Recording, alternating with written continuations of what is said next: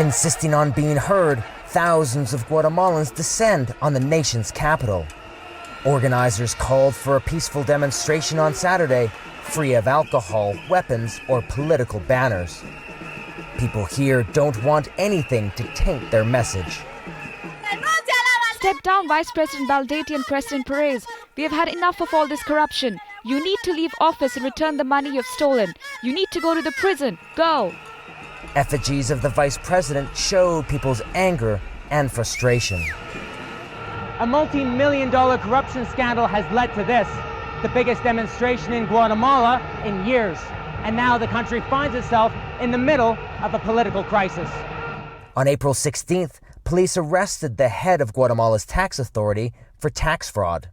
But investigators also issued an arrest warrant for Vice President Roxana Baldetti's private secretary, while he and the vice president were on a trip to South Korea. The vice president has been linked to several high-profile scandals. After her return from South Korea, she quickly held a press conference to deny any wrongdoing. I called my private secretary and asked him if he knew what was happening in Guatemala. He said he didn't know. I told him he was fired and then demanded he return to Guatemala and make himself available to the courts. But the damage to Guatemala's ruling party has been done. Just days after the arrests, the party's presidential candidate announced he was withdrawing from the race.